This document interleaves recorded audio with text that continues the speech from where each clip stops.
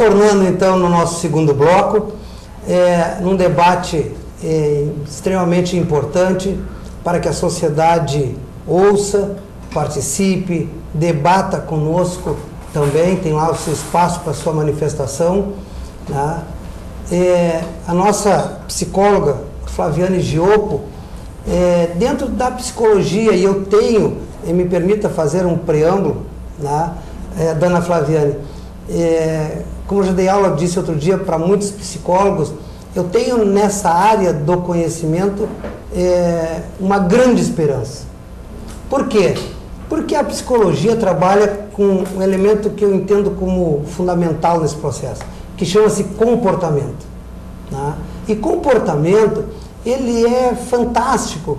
Eu, como especialista em trânsito, disse ainda há pouco tempo numa palestra, que nós dirigimos todos os dias de forma diferente. Porque nós temos tantas variáveis intervenientes no nosso dia que interfere na nossa conduta. O dia que eu recebo meu salário, eu estou feliz ou estou triste, né? O dia que eu consegui comprar alguma coisa, fico feliz, né? Enfim, o dia que a gente teve um dessabor, né? Quer de saúde, familiar, de amigos, enfim, que também afeta, isso interfere, né? A sociedade nos cobra cada vez mais. Então, assim, eu vejo que a psicologia tem uma responsabilidade muito grande, principalmente falando com o Conselho Regional de Psicologia, Conselho 7, né, do Estado do Rio Grande do Sul, em Porto Alegre, trazendo essa área da ciência como muito importante nesse contexto social. Dona Flaviane, dentro do que nós debatemos, conversamos, trocamos ideia aqui, na ótica da psicologia, de onde é que vem essa origem? A Tatiana já colocou para nós que nós temos ali o bem, temos o mal, né? Que isso é inerente do ser humano, que isso faz parte, que nós podemos potencializar um ou outro. A psicologia vê desta forma. Eu sei que na psicologia tem uma figura que se debate muito, chama-se livre-arbítrio, né? Tu poder fazer aquilo que tu quer fazer. Tu tem o poder de fazer ou não, né? Onde é que entra a figura desse livre-arbítrio nessa questão comportamental, violência, criminalidade? Onde é que entra? Como é que a psicologia participa nesse processo? Como é que ela faz essa leitura, né, deste cenário? Primeiramente, agradecer a oportunidade. Nós que agradecemos, ficamos felizes com esse grupo aí. Oportunidade para poder debater esse tema que é importante para a sociedade, para todos nós, que a gente convive diariamente com isso. E dizer assim, salientar o que as gurias falaram em relação ao papel que a gente ocupa na sociedade em relação à violência. O que cabe a nós, psicólogos, assistentes sociais, pais, mães, o que cabe a nós? Que papel a gente ocupa nessa sociedade em relação à violência? O que a gente faz para combater ou para tentar, ao menos, amenizar a violência? E também ao que a Tatiane falou em relação ao bem e o mal, né? O livre-arbítrio, da gente poder ter o comando das nossas decisões, poder decidir, bom, vou para um caminho do bem, vou para um caminho do mal, né?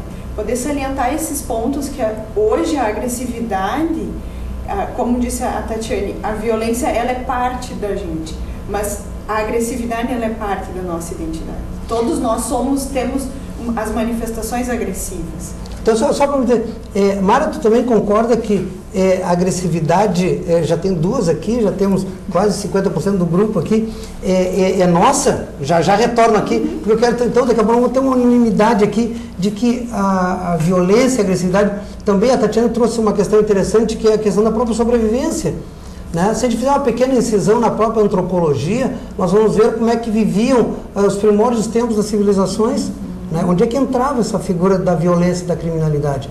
Né? Até então não era crime, porque era para sobreviver, né? Se matava, se lutava para sobreviver, né? Isso também, tu tem essa leitura de que nós somos dotados desse aí. Eu já te devolvo para te fazer tua conclusão. Eu só queria ouvir a questão dela para fazer esse link do debate aqui. Eu concordo e acrescento um outro item, a razão. A diferença do animal para o ser humano, a razão. Então, no momento em que eu, enquanto ser humano, sou um animal, tenho reações agressivas, Ao ser cutucado, a tendência é eu acuar ou reagir. Qual a diferença? E aí entra na questão da violência, a razão. Se eu tenho valores, se eu entendo que ao agredir o outro, eu não só estou fazendo uma coisa errada ao agredir, não sendo defesa, certo? Então, eu estou saindo fora da questão razão. Eu até dou exemplo, não sou feliz, não fico feliz em colocar isso, mas aconteceu comigo. Minha filha pequenininha, 2, 3 anos, na beira da praia, em Tramandaí, né, aquela coisa cheia de gente, correndo para cima e para baixo e tal. Ela brincando, construindo castelinho, e vem uma criança de bicicleta e quase a atropela. Porque eu estava perto, eu consegui protegê-la. Quando eu vi aquela cena, eu saí xingando. Onde é que você viu? Não vê que tem uma criança? Era um menino de uns 10 anos, assim, né? Um porte físico. E eu saí xingando. E daqui a pouco um primo meu chegou e me segurou e disse: Mara, te acalma. E eu não conseguia entender, porque era minha filha que estava ali, quase sendo atropelada. Quando eu olhei, que eu consegui enxergar, porque eu não estava vendo, eu me deixei empoderar pela raiva, pela defesa do meu bichinho, né, da minha prole. É a mãe onça. É, né? Quando eu olhei para aquela criança, era uma criança com síndrome de Down. Então, nem ela sabia exatamente o que estava acontecendo. O que significava aquele ato dela. Aquele ato, né? E estava sozinha. Aí eu fui baixando a minha ira e consegui me controlar. Caindo na razão? Caindo na razão. Só que assim, ó, isso é um reflexo que, isso meu pai sempre dizia, todo ato, ele tem uma consequência, né? Independente de estar certo ou errado. A minha filha viu a minha reação. Eu tive que conversar com ela e dizer: olha, filha, a coisa aconteceu assim, a tua mãe não viu, né? Eu consegui passar e acalmar os ânimos, porque se ela vê a mãe dela brigando com outra pessoa, automaticamente ela vai se sentir empoderada com relação a isso, né? Disso. Então a mãe pode brigar, eu também posso, né? Então as coisas começam dentro da família. Então sempre a razão sobre a emoção, e isso a gente coloca para as famílias lá. A própria agressividade, a violência, ela não está só ali fora. Ela está dentro da família. Está dentro de um contexto. Então, se eu vou... Depois tu pode, Flávio, pegar assim pelo gancho, né? Mas é o que a gente sempre conversa, né, Tati, lá com as nossas famílias, dentro do trabalho que a gente executa. Se eu estou braba e levanto a mão e bato, eu bater em ti é a mesma força. E eu bater numa criança, as consequências são diferentes. Com certeza. Então, isso que eu digo, a razão, parar e pensar antes de tomar qualquer atitude. Lembrando que a gente perde a razão quando está drogado. Tem outra, as variáveis intervenientes mudam esse processo. Mas só me permite, só para a Flaviana concluir a linha de raciocínio, né? Então, nós já temos de plano uma questão, digamos, planificada, né, de que nós temos o bem e o mal, podemos potencializar, mas eu só queria ver a posição da Mara no sentido de que se ela tinha também essa leitura. E eu acho assim, importante discutir a questão da agressividade e da violência, porque por vezes ela é vista como a terminologia é a mesma, digamos, ela é usada muito, são iguais. Como sinônimos. Como sinônimos, e não, a agressividade é vista... A psicologia ao menos tem essa leitura de que a agressividade ela faz parte do ser humano, ela é constitutiva, e a violência não, é um ato violento. Então acho que é importante a gente também poder distanciar, elas não são distantes, elas são próximas, mas não igualá-las. Eu acho que é importante a gente fazer essa diferença entre elas, que a agressividade nós temos, todos nós nascemos com elas.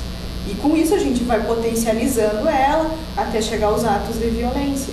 E esse momento de a gente discutir é muito importante para a gente tirar esse tabu também da violência que se fala, mas não se fala, se tem um horror em falar nela, tem um medo, um pânico, vamos falar, a gente vai falar e o que vai acontecer? Vamos discutir o nosso papel na sociedade ou a gente vai potencializar? Eu penso que a gente está discutindo isso para ver como que a gente pode auxiliar a nossa sociedade. Tu vê que essa é uma questão que vem crescendo, essa agressividade, então vamos usar vem não crescendo. Por que vem crescendo? Onde é que pode, como é que a psicologia vê a origem disso? Né? Tá faltando uma figura, falta uma figura chamada castigo, né?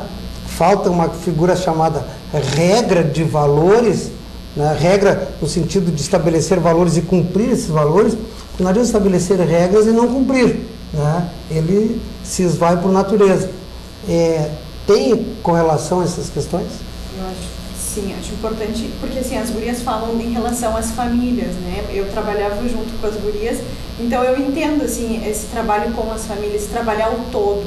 E nisso se pensa os limites, a educação, o papel da escola, o papel do pai, da mãe.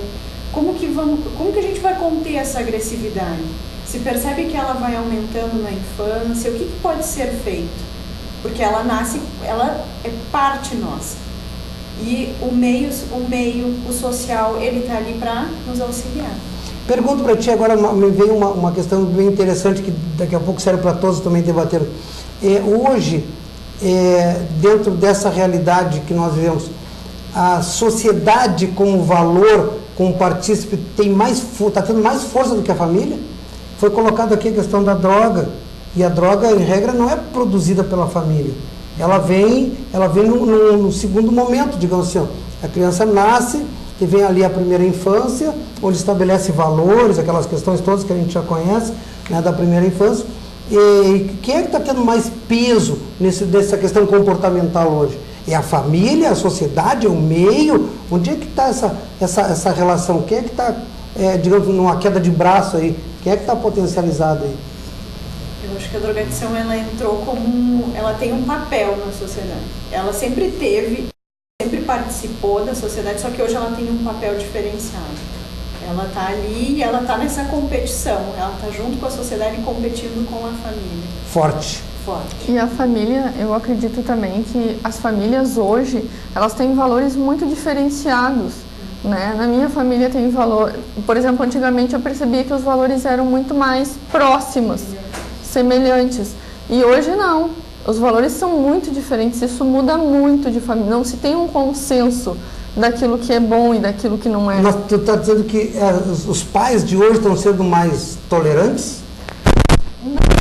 Tem um espaço para outros entes, como colocou aqui a nossa psicóloga Flaviane, de entrar, e a Mara tinha colocado antes a figura da droga, e isso vem resultando lá comportamentos escolares deficientes, o afastamento da própria escola. Onde é que entra esse processo? Em função dos valores serem mais distantes hoje, a tendência já é o conflito, né? O que é bom para mim, daqui a pouco para o meu coleguinha da escola não é. E de que forma que eu vou, né, vivenciar isso? Eu acho que isso já é um fator para que se entre em conflito, um conflito mais provável entre. A família mudou? Acho que sim, bastante. Nós discutimos aqui outro dia a questão da inclusão da mulher no mercado de trabalho. Redesenhou a família, né? Que a mulher que tinha uma responsabilidade, então, né, de cuidar dos filhos, da prole, da casa, hoje ela vai ao mercado de trabalho, legando aos seus filhos a um cuidado terceirizado. A empregada, a creche, a babá, etc. e tal, a escola. Será que não seria o momento de reavaliar esse conceito? Seria possível hoje reavaliar e voltarmos ao que era antes para buscar a família? Eu estou abrindo uma discussão aqui que parece bem complexa, mas eu pergunto, nós vamos responder isso aqui depois do intervalo, mas eu pergunto assim, para nós já ir construindo as nossas ideias. Se está diagnosticado que esse é o problema, seria possível hoje voltarmos ou criar um outro elemento substitutivo, né, na saída da mulher de casa para o mercado de trabalho? Porque pela leitura que se faz, que se tem ouvido as pessoas que sentam a essas cadeiras para debater, isso tem sido um elemento muito forte, muito forte. O redesenho, a redimensão, né, enfim, o diagnóstico tem passado por isso, que a família foi redimensionada, foi redesenhada quando a mulher sai de casa para o mercado de trabalho. Mas vamos aos intervalos, ao nosso intervalo, e voltamos logo após, então, para ouvir os nossos debatedores nessa questão muito importante.